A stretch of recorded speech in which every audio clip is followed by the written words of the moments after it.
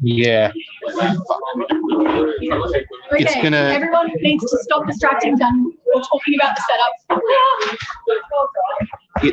Here's your job. It's going to intermittently. You can turn off or whatever if it's going to be on. Can you?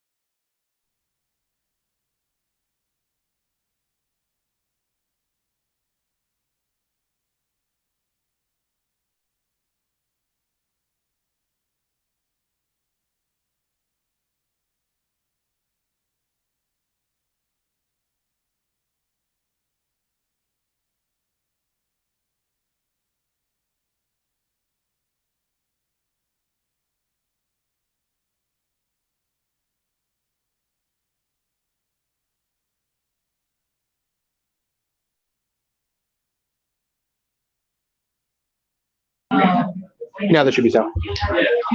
Hi everyone. Hello everyone joining us online. Bear with us while we're resolving any technical issues. We should be good to go fairly soon. Oh,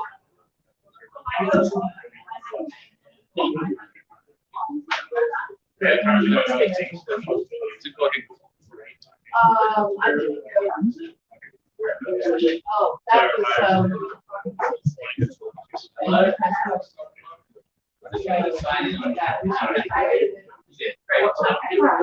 so, can people hear us? Do we know?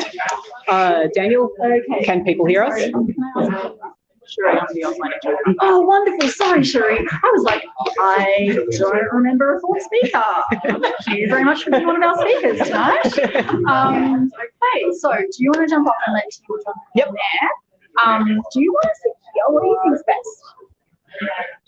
Because we're going to have a mic passing across you though. Yeah. Yeah, no worries. Well, what I'll do is move this, and then you, if you want to. Faintly coming through the sound. I think you can see pretty clearly.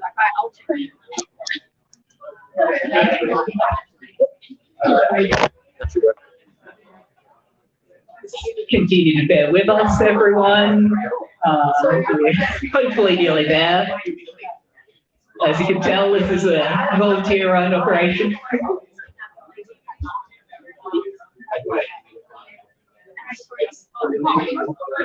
Okay, so we're getting too much.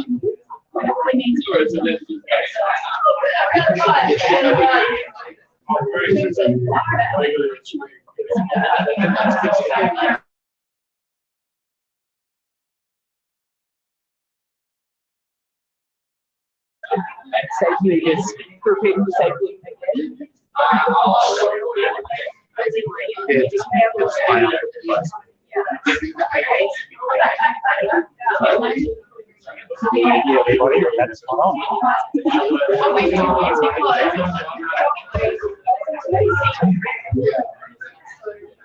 Good evening, everybody.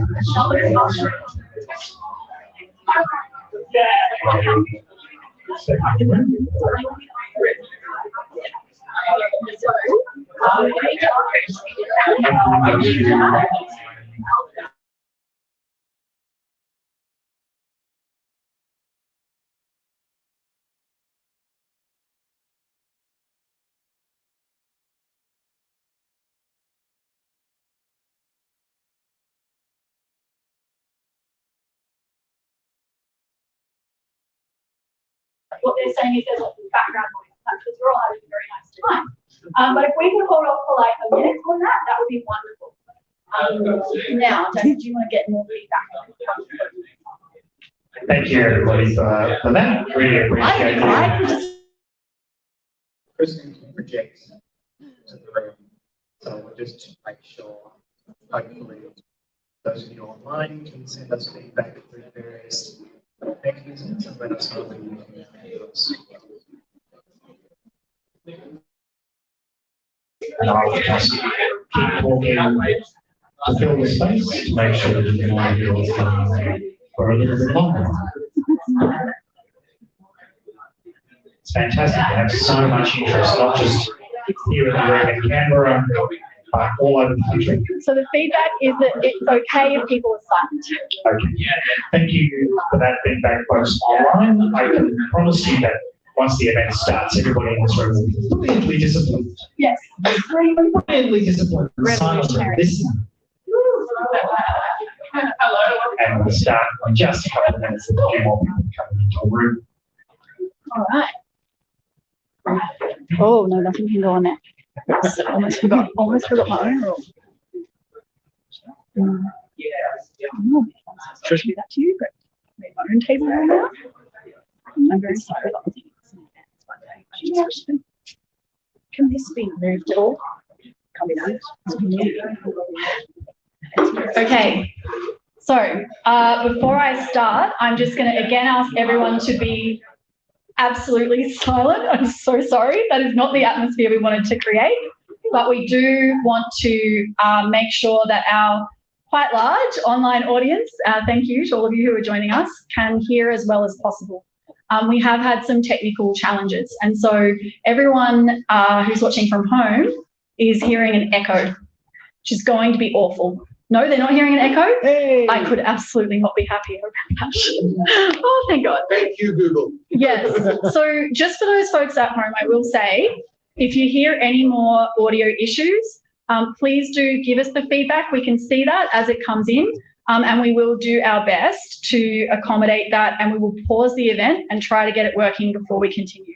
So we'll do our best. We're really sorry about all of the last minuteness. As someone pointed out earlier, it's all very ramshackle. We're volunteers. We've pulled it together very quickly. So yeah, that's where we're at. Now, with that very boring technical information out of the way, I will start by acknowledging that we are all here, everywhere that we are on this continent, joining from stolen country. And here we're on Ngunnawal and Ngambri country, and I pay respect to elders past and present. Can you hear me? Whoever's phones are not on silent, if you could do me a huge favour and put those on silent, that would be great. Oh my God, everyone's doing it. You're so just, thank you. So it's very important that when we have these conversations tonight, we be conscious that we're on stolen country and that the colonial violence and genocide perpetrated since invasion is continuing through many parts of policies that our governments make, but particularly through our social security system. And it is disgraceful what is imposed on Black folks in this country, whether it's through having specially racist cashless welfare management or specially racist forced labour programs. I've got something to say on that in a second. That there is special and worse rules. So most of us are not subjected to the worst rules in this system. But people who own this country are, and that's shameful. So we need to keep that front of mind and make sure that, you know, as much as we can be very conscious of that and centering the struggle against those programs, because if we can win justice there, we can start to undo some of the harm, a tiny bit of the harm that has been caused now for 250 years. And also we will start to achieve justice for everyone who is having these brutal rules imposed on them. So I just wanted to say on that we have had a pretty exciting thing come out of this budget, which is that the the community development program. It's a forced labour program that is imposed on remote communities. It is run by the National Indigenous Australians Agency. However, the government has said it is not a racist or racially targeted program, and it only runs in remote communities. About 1,500 communities are subjected to this program. And in this budget, they scrapped it, from what we can tell. So can we get a cheer for that? So I am very hesitant to get too excited because I do not trust this government and I do not know what they're going to do next. But they have said that basically CDP participants will now have voluntary participation in that program. Hilarious. And that there will be a new program, but it will not be coming until 2023. So we will have to obviously watch carefully and fight hard to make sure that that is less harmful to folks in remote communities. So progress is slow. It is not inevitable, and we need to keep the pressure on to make sure that process goes as well as we can make it, and also to make sure that we actually end the other extremely harmful and racist program, the cashless debit card and cashless welfare programs generally. So I'm Kristen. I am from the Anti-Poverty Centre and the Australian Unemployed Workers Union. I'm disabled and I live on the disability support pension below the poverty line. I'm an unwaged worker in both of my jobs. And I work with many, many, many other incredible unpaid workers. The idea for this event came about from a discussion that Dania Hayden and I had around the last budget, and she was getting incredibly frustrated about the fact that the most important people were locked out of the budget lockup. It culminated in a discussion when, after Tim reached out to us a little while ago to talk about doing mutual aid projects with the union, and we sort of said, well, a great opportunity would be to come to Canberra and talk about that in budget week. So here we are. I'm very overwhelmed by the amount of support that we've had. It's been incredible, and it's something that I wouldn't have predicted. I think it shows how frustrated and disappointed people are. So, you know, the politicians and all the people who are given the opportunity to talk about budget decisions in the abstract, because their lives don't depend on the decisions that are made, do not reflect the reality in our lives. And it means that we're getting drowned out, and it means that we're not getting fair systems because a lot of people don't know how these things are operating. We have not had long to pull this all together. It took a lot of amazing people, particularly the AUW Canberra folks. People have been out postering and flyering and doing lots of work online and behind the scenes. So especially to those who came because you met someone at a job agency yesterday, thank you so much and welcome. The government has tried to get away with hiding its austerity in this budget. That's why the changes to income support payments were announced a little while ago, and they've succeeded in preventing the big story of this week being cuts to our payments. For those of us who are hurt by the cuts and the cruelty in this budget, it's a very scary time. When we look to the politicians who are supposed to represent us, we do not see really any cause for hope. So we're here tonight to counter our fear and our hopelessness. And we're here to build community and solidarity, and we're here to make a plan to support and protect each other until we can win a caring and genuinely safe social safety net. I've taken way too long to say this, but very quickly, we did invite media. I'm not sure if anyone's managed to make it, but we're not filming anyone who's not up here. If a journalist is here and they may want to talk to you later, don't feel obligated to do that. We are recording. We encourage everyone online to participate by using the hashtag #TheirBudget. Toilets are out here. If you go just to the left, you'll see the women's bathroom, and further all the way to the end and then left through the library. There is a library in this venue. Then you'll find the men's bathroom. And I am sorry, there are, to my knowledge, no all welcome bathrooms. So unfortunately, folks who are non-binary will have to just choose. For online participants who want to stay around for the last session, there will be a link in an email that you received. We'll also post it on the conversation online later. So please do feel free to get up throughout the event, especially now we've got the thing sorted. There's a bar tab for unwaged workers. Show your Eventbrite ticket at the bar inside, and they'll add that to the tab. And grab food. We're not going to have much time for breaks, especially now that this has all happened. So yeah, please do make it as relaxed as you can, get up and going. And I'm very sorry that took so long. I'm now going to hand over to Tim, and we are going to be running behind time. I'm going to warn you right now. Thank you very much, Kristen, and we'll try to make it up. So my name's Tim Hollow. I'm the Executive Director of the Green Institute and the Greens candidate for Canberra, and I also want to start by acknowledging that we are on stolen, unceded land. This is land where the Ngunnawal, Ngambri and Wiradjuri people have lived and met since time immemorial in an extraordinary way, caring for each other, caring for country, in a way that we have so much to learn from. And I want to pay my respects to their elders, past, present and emerging, and to any First Nations people who are joining us here in the room or online this evening, acknowledging ongoing connection to country and sovereignty in this land. It's really fantastic to have this event happening tonight. I've come to this issue in a range of ways. I freely and forwardly acknowledge my privilege. I'm extraordinarily privileged not to be living on the below poverty level, income support systems that our governments introduce. I do have a wage position. And so I'm here as an ally, not as somebody coming from lived experience. And I'm here very much like anything else to listen and to learn from what you people have to tell me as a potential representative. I'm also somebody who's been spending a lot of time over the last few years working on ideas, transformative ideas for our politics. And a couple of those big transformative ideas for me. One is the idea of universal unconditional basic income. The idea that we should simply as a society just be looking after each other. That is the appropriate way to do it, instead of forcing people to jump through hoops and say that you have no value except to the extent that you can sell your labour. We should be saying as a society, we respect you and we value you as a human being. And I think what happened last year, where the government was effectively forced to introduce a massive experiment in unconditional income, which worked. It transformed people's lives overnight. And it's just such an extraordinary moment. One of the other things that I've been working on a lot is this idea of mutual aid. We can actually transform the way we do politics and the way we do democracy by doing it ourselves, by saying we are not going to wait for government because we can't trust government to do it. We're going to do it ourselves and start to lead the way as a community.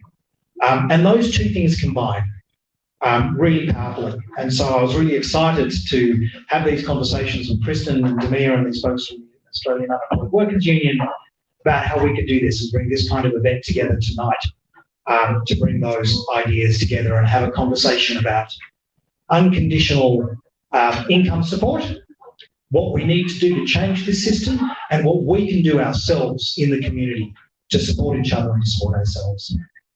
Just briefly, a couple of things to add to the beginning before we get on with the conversation. We also have in the ACT Greens a very strong policy of ensuring that there are wellbeing officers around if we have events, particularly events where alcohol is being consumed. If at any point you're feeling uncomfortable and you would like to talk to somebody, Demir and myself and Clancy, and is Angus in the room? No, that's all right. Between the three of us, you should be able to find somebody to talk to. If you would like to engage with somebody about feeling uncomfortable, please don't hesitate to do so. And the other thing is the flow of the evening. So we're going to have a short conversation where I'm going to ask Demir and Kristen for their reflections on the budget. Then we're going to have a few people with various lived experience come up and talk to us in the room and online about their experiences. And then we're going to split into groups and start to have these conversations at our tables about what it is that we can actually do ourselves. So without further ado, I might just simply throw to Demir Hayden from the Anti-Poverty Centre to talk to us about where we are right now.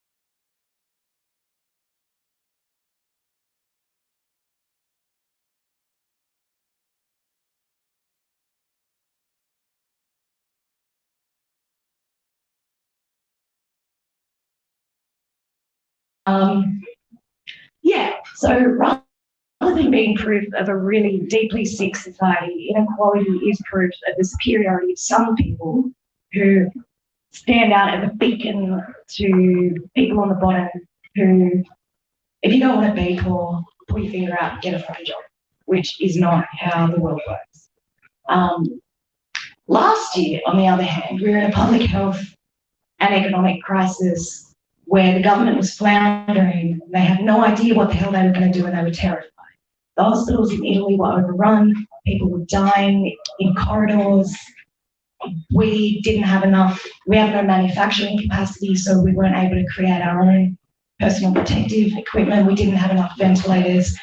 We were staring down the barrel of a disaster, both in public health and economically. So overnight, the governments across Australia put in eviction bans to make sure that people who were stuck at home could stay in their homes. So essentially we had renters' rights. There was security of tenure for the first time. Overnight, hundreds of thousands of people were lifted out of poverty. We had free childcare. And what was the other thing we had? Oh, and the government guaranteed sick leave for workers. And those are enormous things that the government did because they had to. And that's what I mean by politics trumping morality in a budget. The government was cornered, and so they basically had to institute a functional welfare state to make sure that we didn't all die in corridors. And some people did. Our privatised aged care system killed people.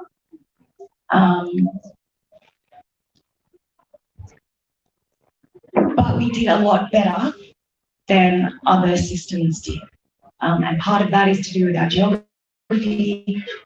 Part of it is to do with the fact that we did manage to implement a sort of functional welfare state. That is not something great continuing. So as soon as they could, they wound it back. But what we saw last year is that it is possible for the morality of a neoliberal government to be trumped by the political pressure of a crisis. And workers and the poor and people working together and in solidarity can provoke crises again. Not dangerous public health crises, but in the context of a crisis, there are opportunities. So it's a shit budget. Things are not good, but there are things that we can do to force change. And we've seen that it's possible. The lie that poverty and inequality and homelessness are inevitable has been shown for what it is. We did it last year, we can do it again.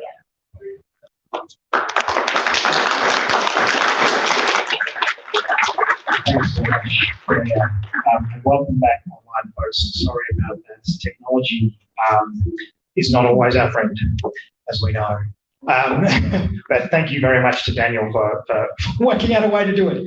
I also want to actually acknowledge Cherie, our Auslan interpreter. Thank you very much for joining us this evening, and apologies for not acknowledging you in the first moment. So thank you very much for joining us. In crisis, opportunity, I think, is one of the critical points that this evening's about. I might ask Kristen to fill us in a bit on. Kristen's been spending a lot of time trawling through the budget papers in great detail to let us know, from her perspective, what are some of the key top line things that we need to know about, but also really dig into some of the hidden things that people haven't really been looking at or talking about yet. Thank you, Tim. And I won't go into all of those. I think there's like a 60 tweet thread on my Twitter, and you can go and find that. I'll try and reshare it later if people do want to find it. It's minutiae, it's boring for most, but there is a lot of hidden information in there. So we know that we didn't get an increase to income support payments. And I say that because the $50 a week actually was not an increase if you compare how far below the poverty line people are. It's actually, if you're on JobSeeker and you were on Newstart in February last year, you're an extra $2 a day below the poverty line. $50 means fuck all, it's nothing.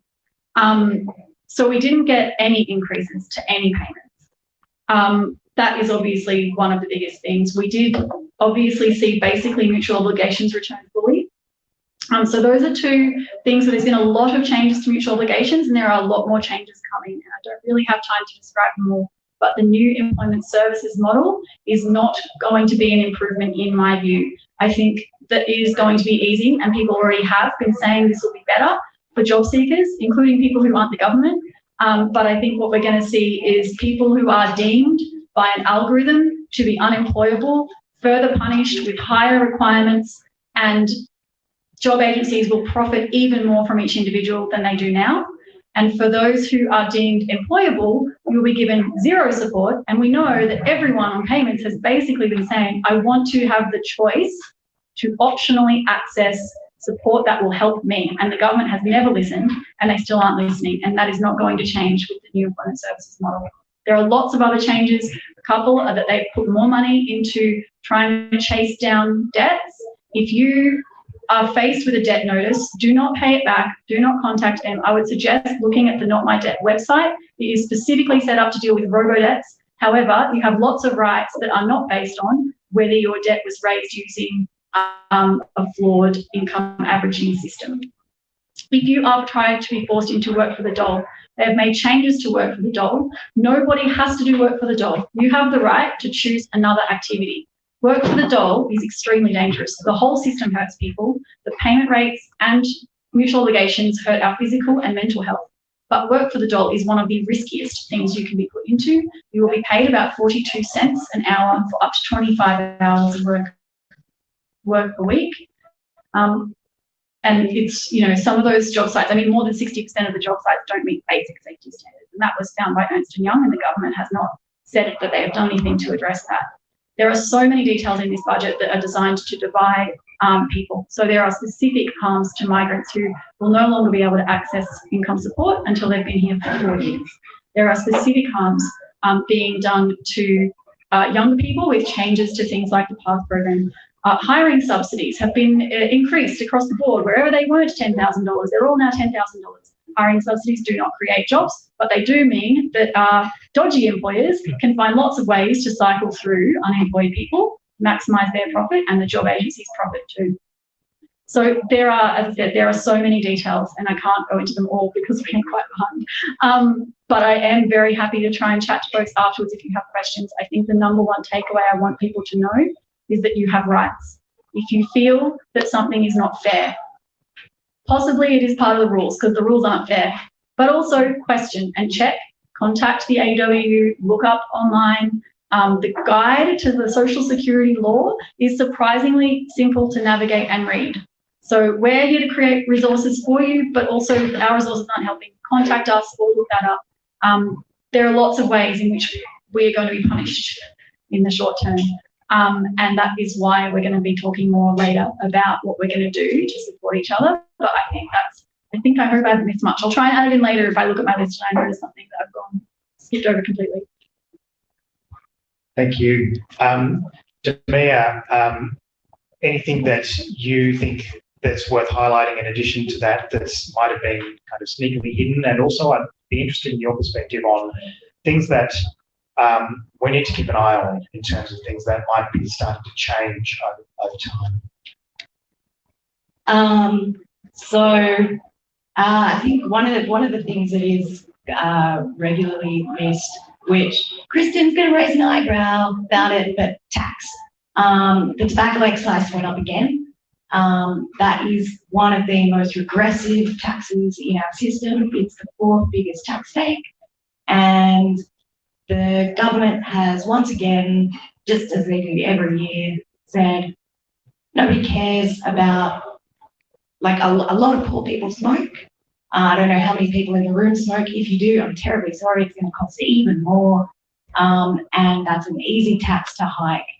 Meanwhile, one of the biggest line items of spending in the budget is the diesel fuel rebate again. So, another thing which I think has had some pickup is that the gap between public and private school funding has gone up again. Universities have had a massive cut. There's been a cut to TAFE. And I went through the staffing allocations a bit last night in budget paper 4, if anyone's playing at home. And there are some predictable staffing cuts to agencies that the government hates. So the Australian Institute of Health and Welfare has had staff cut. They collect data on health and welfare. That data is very useful because it helps you point to things that are going wrong. So good to cut that. They've also cut the National Medical Health and Research Council. They cut ASIC, the corporate regulator, and they cut staff for the Human Rights Commission once again. So some of those things have gotten picked up. Some haven't. Thing to watch for me, my pet area is housing and homelessness. The government's going to say that they did a really, really good thing and increased homelessness funding. They did not. They replaced money that they cut. And that is, it makes me really, really mad. I used to work at a youth refuge. And that cut is something that we were staring down for years and terrified us, and basically meant that refugees were either going to have to cut staff or get rid of it or downgrade their specialised staff to generalist staff, which means in the context of a women's refuge, something that's happened for a long time is women's refuges have been turned into generalist services. And that means that all of the specialised anti-homicide casework that those refuges do are gone. And yeah, so the government said, congrats, well done to us. We put $125 million into homelessness services. They didn't. They were just pressured into putting it back. I might ask you both briefly, what are the policy asks? What do we need to do now? Thanks. There are lots of specifics. So things like the age of independence test exclude young people whose parents have a certain level of income. The partner income test does the same for people who are in a relationship, and that means that people have no agency and they feel like a burden, and that has mental health implications, and it also causes harm in relationships. It traps lots of people in unsafe relationships, and it traps lots of particularly younger people, particularly folks who are queer or gender non-conforming in unsafe homes. So that needs, all of those tests need to go. Whether you're eligible for a payment should be based on your own income and no one else's. We need obviously to end every racist component of this system, and that includes cashless welfare, and that has to go. All mutual obligations should not be obligations. They should be mutual commitments that if a person wants support, they'll ask for it and the government will give it. So we need to abolish all mutual obligations. We need income support, every payment, to be above the Henderson poverty line until we get a better measure of poverty. The Henderson poverty line is the only one that is not purely relative. If you hear other people talking about different poverty lines, please ask me how to tear them to shreds. Relative poverty lines are fucking pointless because wages in this country are terrible. So there's no point measuring whether you can have half someone else's income or not, because if they can't afford to live a good life, then you having half the amount of them isn't going to help you very much. So I think those are, like, there's so many more demands that we have, and that's because the system is really complex. And income-free area is another crucial one. Right now, you can work nearly 25 hours a week on the minimum wage. You will still get your poverty payment, and you'll be working that much and getting a payment and be below the poverty line. If you're a 16-year-old working a minimum wage job on the Fast Food Industry Award, you can work nearly 50 hours a week and still be getting a poverty payment and still be below the poverty line. So you cannot work yourself out of poverty if you're receiving these payments. You will still be in poverty by the time you get cut off. So again, I haven't actually been exhaustive there. We've got plenty more. I'm sure I forgot something really major, but that's it for now. I'll be quick with my demands. First one is treaty. As Tim mentioned before, basic income. An actual industrial strategy for addressing climate change would be awesome. Free universal education, cradle to grave, and universal public housing, which, top tip, I've done some work on this, and it's actually possible for government to make money out of nationalising housing. So if they want to fix the budget, come to me, and I will tell you how to nationalise housing, how to nationalise rain and corn, and it'll be awesome. Yeah. I did forget something. Firstly, obviously, every person in this country, regardless of their citizenship or employment type, should be eligible for income support. Immediately. Secondly, there are about 250,000 disabled people currently on unemployment payments. Regardless of what our payment levels are, if you are disabled, you should be on the disability support pension. There are so many more demands that we have, but those two are really crucial as well. Thank you so much, Kristen and Damia, for a really fantastic run through what's going on with the current budget and what we need to do. We're going to move on now to hear from a few people who joined us here tonight with lived experience and want to talk to us briefly, each of them, and then we'll come back to talk about what next. Thank you. Thank you, Tim and Mia. So I'm just going to introduce Jules from the Canberra AUW branch. And again, there's actually quite a lot of absolutely brilliant folks from the branch in the room. So if everyone could just take a second to give them a round of applause because they've worked so hard. And a special extra round of applause for Daniel, who is even more stressed than me right now, which is pretty full on amount of stress. So yeah, we are going to have a few folks share their experience, and we have got a couple of people who've already committed and said that they wanted to talk. We are going to try and keep it to a minute each because we'd like to give everyone a chance to speak. If, not everyone, sorry. We would like to give everyone a chance to speak, but we have 20 minutes. So we're going to try and get as many people the mic as possible.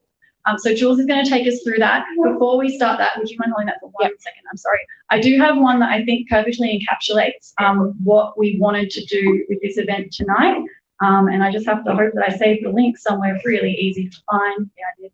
Okay.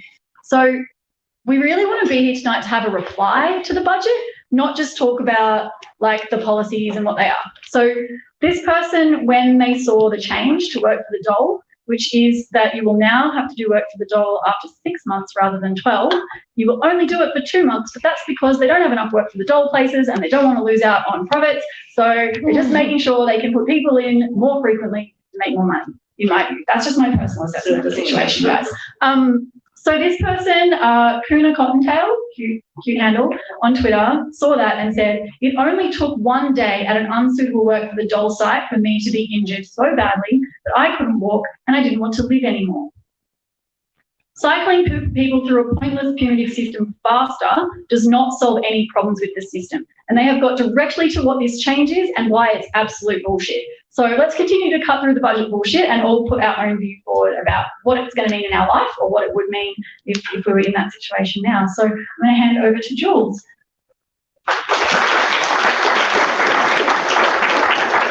Good evening, comrades. I hope you're all having a good night. I hope you all had some food. There's still some over there. There's plates if you haven't. It's very important that you eat. Some other things.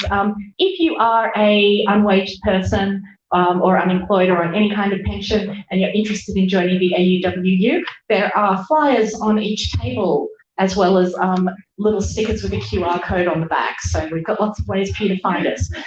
Please join us. We're wonderful. And thank you to Tim and Kristen and Damia particularly. Okay, so we've got a whole lot of people who are going to come up and talk about their experiences and the impact that the budget will have on them. First up, I'm going to bring up David, my co-branch coordinator from AUWU.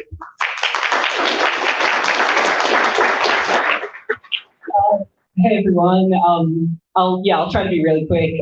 Basically, the thing that stood out to me from the budget was the centering kept claiming that they care about mental health. I mean, I can say that, yeah, my mental health was at its lowest when I had been through 12 months of mutual obligations, 12 months of putting in 20 job applications and getting rejection letters, 12 months of job agency appointments where I know the person sitting across the table from me can just cut off my payments at the drop of the hat. 12 months of worrying whether I'm going to be forced into a training program or a path internship or work for the dole. So yeah, they don't care about resolving mental health problems, they call it mental health problems.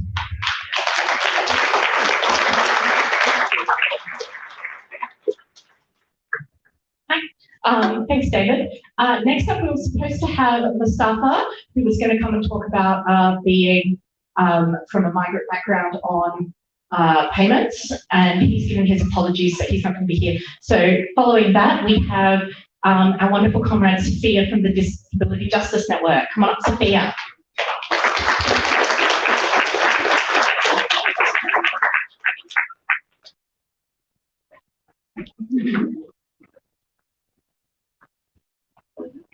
Hello, so I'm from the Disability Justice Network, which is a new mutual aid organisation. Is that good? Okay. I'm from the Disability Justice Network, which is a new mutual aid organisation that was set up to, I guess, imagine different futures, imagine stronger communities where we can be there to support one another in light of the fact that we cannot trust the government to be looking after us. We cannot trust the government to do the right thing and to support people who are vulnerable and who need help. So this is a mutual aid organisation that's grassroots, that's set up to, I guess, yeah, anybody who has a disability or who is an ally is absolutely welcome to join. And yeah, I guess it's also geared at looking at anti-abolitionist futures. So thinking about structures that really damage us, right? So whether it's the NDIS and calls to put down the rhetorical framework to get us ready for when they want to whittle away the NDIS so that people with disabilities won't have support. Yeah, so I just want to be really brief and also make a connection between the way the budget has also dealt with the issue of violence and violence against women and violence against people with disabilities. I've seen this budget framed in a way that has said, this is a budget for women. This is a budget that recognises the suffering of women. And to me, that is so dishonest and so vacuous. I'm a woman who has become disabled because of men's violence. And I can say this budget is not for me. This budget does not represent meaningful action against violence and against men's violence. It leaves vulnerable people even more vulnerable, particularly people with disabilities. And I think is a move to try and safeguard a lot of criticism and a lot of outrage and disappointment and anger that's been pointed towards them because of their failure and lack of capacity to deal with the real rot that's in Parliament at the moment, the real festering of violence that we're seeing. So yeah, anybody who's interested in imagining a different future alongside us, please feel free to join the Disability Justice Network. And yeah, looking forward to speaking with all of you. So Disability Justice Network, find us on Facebook and we meet every Sunday evening. And yeah, that's how they can do that. Thank you. Thank you, Sophia.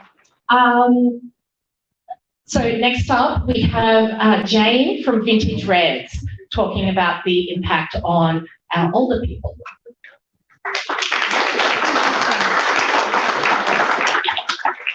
Thank you very much. There's actually three of us each up from Vintage Reds. Just to introduce us, we're the retired progressive trade unionists of the Canberra region. So just because we stopped working doesn't mean we left our politics in the workplace. I'm going to talk briefly about the age pension and part age pension. There's not much to say. They did nothing for us, and it's no surprise. During the COVID thing, when JobKeeper was around, age pensioners got up to payments of $500 just to basically shut them up. And the more important issue at the moment, of course, is actually aged care. And Helen and Garrett will really talk about that in a more general view. I mean, we feel very cynical about the fact that at 1 minute to midnight on Tuesday night, the government actually launched their response to the Aged Care Royal Commission. Surprisingly, they adopted most of the recommendations within the report. The government's position was obviously written by public servants. It's actually very good because on one side the list of the recommendations and on the other side the government's position. So it's very transparent, which is great. However, once again, it's that issue about timing and what they're really going to do about it. But Helen, I think I'll start off with passing over to Helen because she and Garrett have done most of the work around this.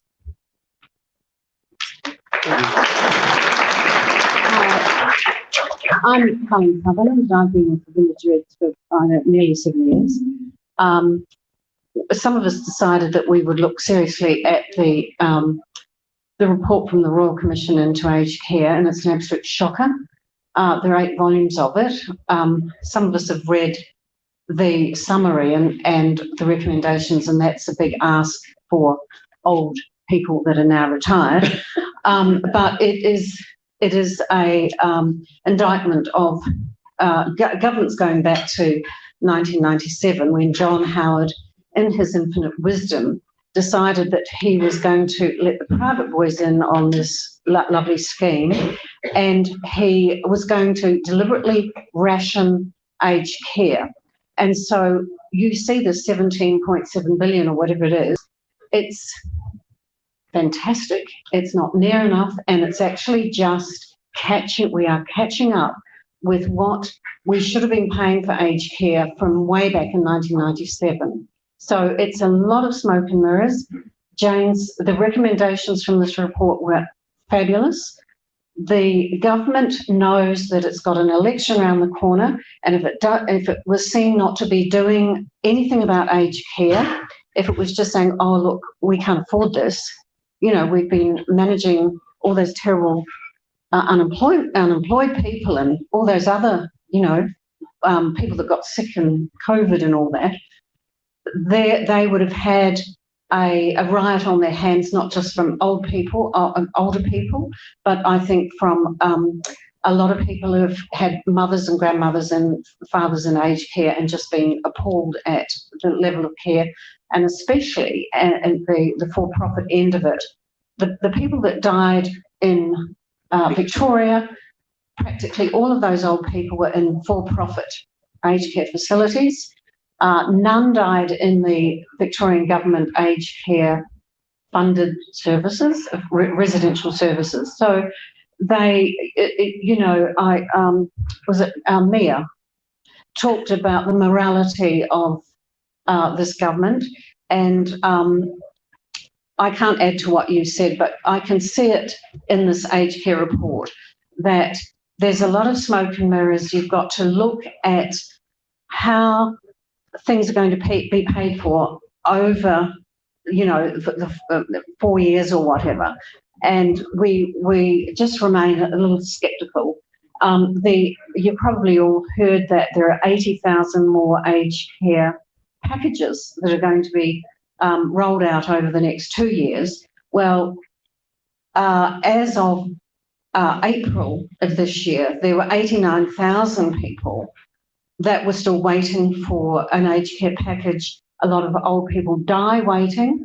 The average wait is, according to the Royal Commission report, was 7 months. And when you're 87 and you've broken your hip and you want 7 months is a hell of a long time to wait.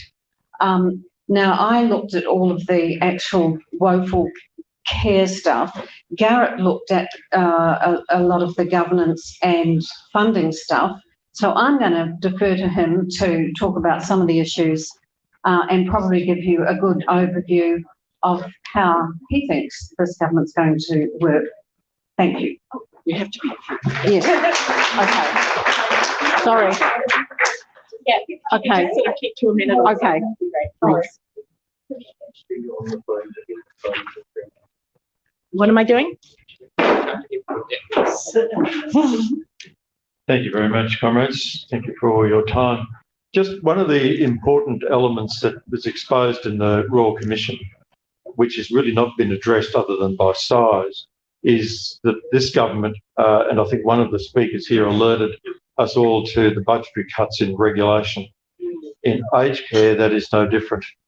This is a government, because it likes to protect the private sector, the countervailing entry on the other side of the ledger is a soft touch regulator. And although Johnny Howard started the ball rolling in 1997 by privatising great areas of aged care, the complement to that was a weak and soft walking regulator. That is not going to change. The resources of it are going to increase. The numbers of people in it are going to increase, but it's not going to have any more power, because that would contradict the foundational premise of the whole privatisation. You can't have a private system that's going to have a hard regulator in it, otherwise the regulators turn on the government that created it and they shut down the regulator. But that's how it works. So that's one of the elements that we have a suspicion about, is that the regulator is going to, there's going to be a lot of smoke and mirrors in the appearance of the regulator, but it's going to be still a soft touch. The last and second and last point I'd make is there's been a lot of numbers splashed around, and exactly as Jane and Helen have indicated, they're really in two parts. The first part is a lot of cash. So we've got money going on residential payment, which is an extra $10. So if you're in an aged care facility, there's a payment that goes to the service provider for the meals that you get. So that's going to go up to about $60, $70 a day. That's against the Royal Commission's finding that the expenditure was around $6 to $8 a day. So we just leave that aside. So that's one of them. The other one is about additional staff. We find that most of the staff are going to be personal care workers. Now that's really important, 33,000 of them, and that's going to take a while to train. But in the relation to nurses, they're not going to get any more numbers. The employer will be given extra money to lure nurses into the field. So there'll be a bonus offered for nurses who move out of other fields into aged care. So that's not increasing the numbers. That's just simply shifting people across an already heavily rationed system. So this is an area that looks good on paper, but it's not looking too good in practice, because not a lot's going to change. And we've got an election coming up, so all the big money's up the front. And after the election, the really hard rubber on the road is expected to take place from the middle of 2023. So if this government wins, then they can change their mind.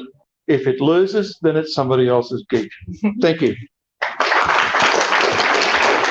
Thank you very much, Garrett and Helen and Jane. Next up, we've got Talina.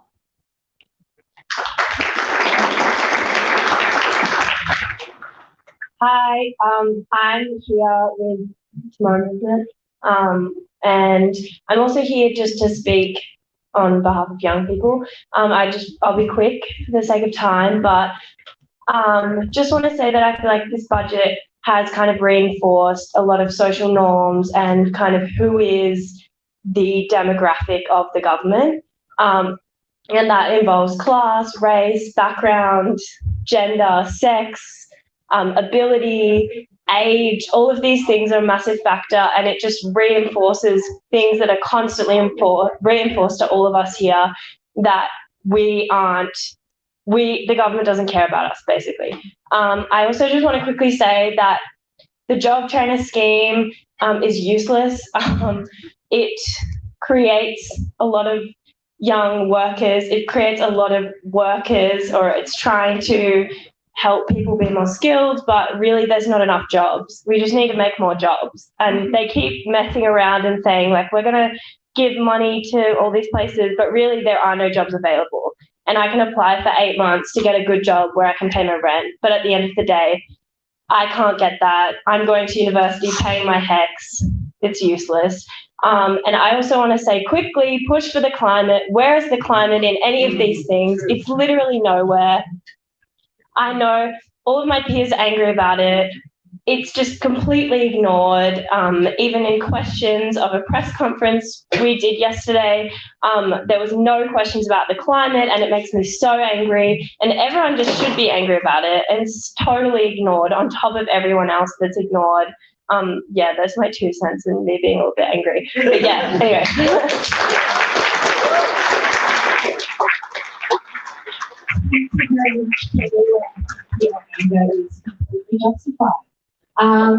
Is there anyone else who would like to come up and speak about their lived experiences and what the budget means for them? Any takers? Got a whole microphone here. No? Yeah? Yay, AJ.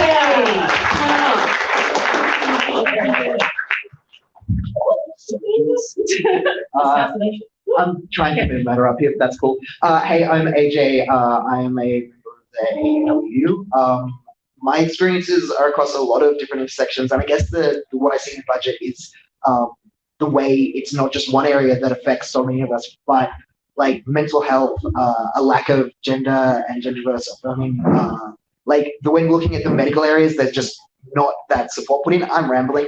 The fact that university is getting a cut, I think that one of the things that was highlighted earlier was the way that you don't get benefits based on your own income. It can be on someone else's. As someone who's come from a family situation where I was not safe, but I was not able to leave that situation because I couldn't get an income and I couldn't get a job, knowing that is still happening now is not enough. The fact that we went through COVID, the fact that we're back to normal and normal is being totally good enough, normal has never been good enough. And it's not acceptable that we're all expected to do this again and again and again. I'm exhausted. I'm sure you're exhausted. I'm really looking forward to working out how we can help each other because they're clearly not willing to do it.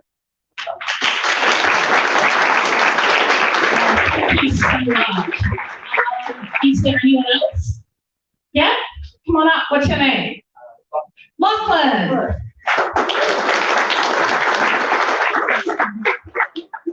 Actually, I should say, if it's not okay, please feel free to, I'll take the mic. I can only speak to a limited extent to a lived experience, but I want to, so I work as an economist in my day job, and I feel compelled to offer an apology to every person in this room. No, I'm quite serious. My profession has gaslit the unemployed and done incredible damage to the most vulnerable in our society, and I feel a great shame about that. And I have to apologise on behalf of my profession. This budget is it's less terrible than some other budgets.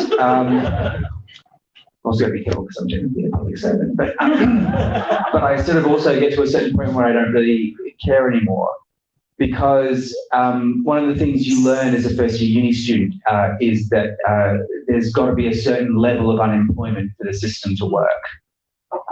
A certain number of people have to be thrown on the bonfire. There has to be a certain amount of cannon fodder to keep inflation low. So for the rest of us to enjoy an affordable cost of living, a certain proportion of society has to be effectively sacrificed.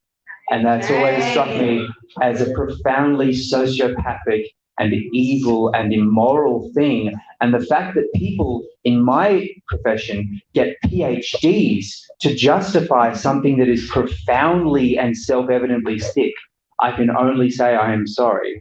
It's vile. It is a form of gaslighting. Those in power create unemployment. They deliberately create unemployment.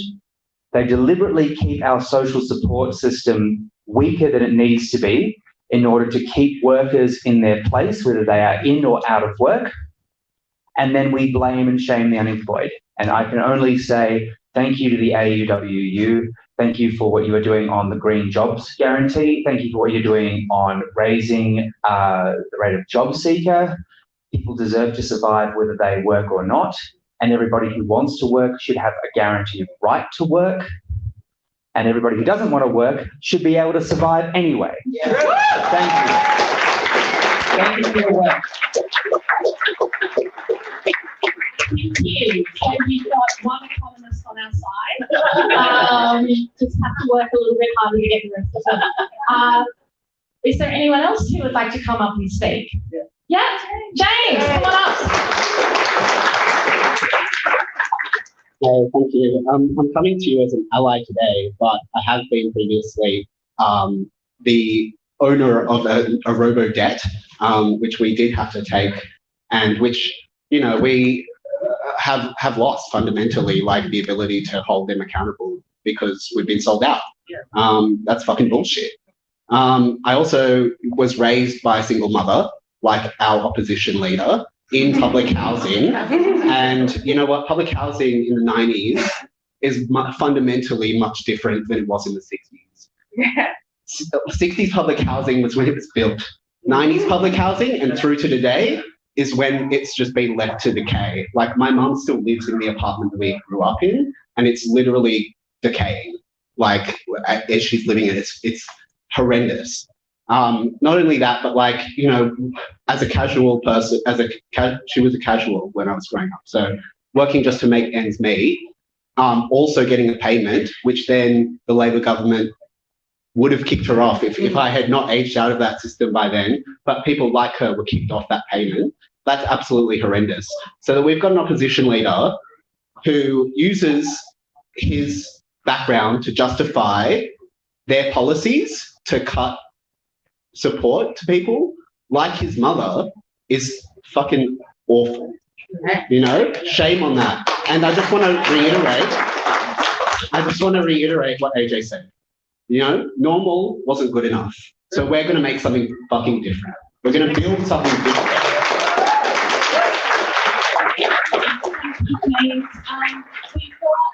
We've got space for one more speaker. So Kristen's requested that it's somebody who is unwaged. Is there any unwaged people who would like to speak?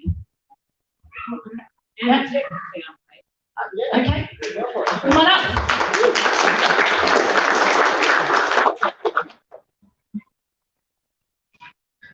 Just keep it short.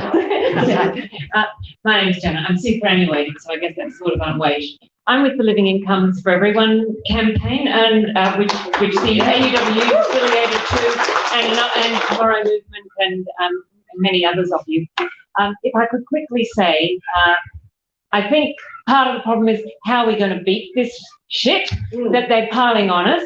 And the reason the Living Incomes for Everyone campaign got together was last year when we were all locked down on Zoom around the country. People from lots of different organisations and groups representing people, including some trade unions, got together and we worked through the demands. If you go to our website, they reflect, not in as much detail as Kristen and Demir have talked about, but they reflect the broad range of concerns across the spectrum. But I think what we really need to do is get the unions movement's attention to take this up. The minimum wage is pathetic and there is no industrial right to bargain for the minimum wage. The minimum wage and unemployment benefit are set in relation to one another in order to force people into cheap labour. And we need to try and rouse the conscience and the will of unions to actually stop just only putting in paper submissions to the Fair Work Commission once a year for an ambit claim that gets halved or whatever, and not seriously try to make the minimum wage a living wage. And as Kristen said, the Henderson poverty line is the mark to get public income support tied to a wage level and make it be bargained for industrially by the entire working class. And that's what we need to be aiming for. And the Live campaign is working very hard now to get these issues into unions. We've got union endorsements. And another side to that is the Community and Public Sector Union have been one of our best supporters. One of the reasons for the privatisation of the whole employment services thing is because CPSU members were too sympathetic and wouldn't put enough punishment onto unemployed people to force them into the poverty machine. Yeah. So we need nationalisation of an awful lot of things, and we need to get that into the union movement as well.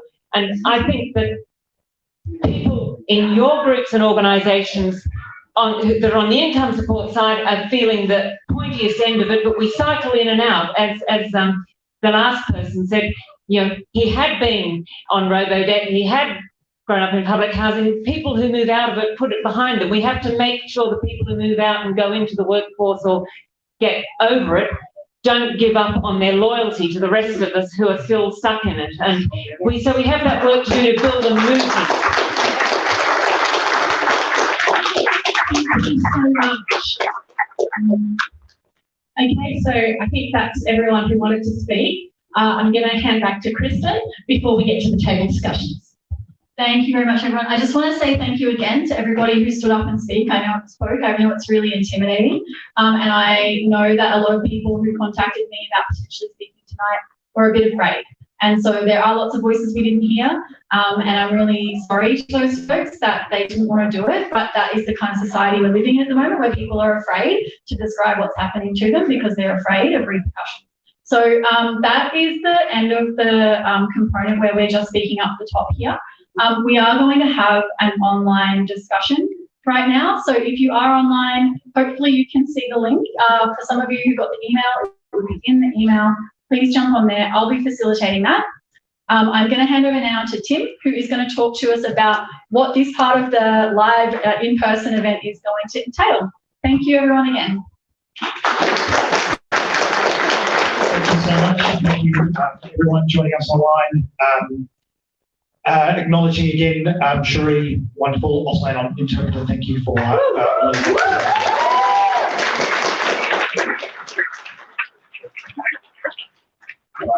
right. I might suggest we've been sitting down for an hour. How about everybody stand up and we get some blood flowing? We've devoured all of that food by this means, which is great. I think there's still a little bit more. Well, we're going to have about a half an hour of conversation now, so there's not that much longer, but it would be good to kind of move reasonably straight into it. Otherwise, I find my momentum often gets lost in these kinds of things. But if you need to, obviously, as you heard, Lou's just out the door there, right here and around the corner. The bar, of course, is still open. So, you got your blood flowing again?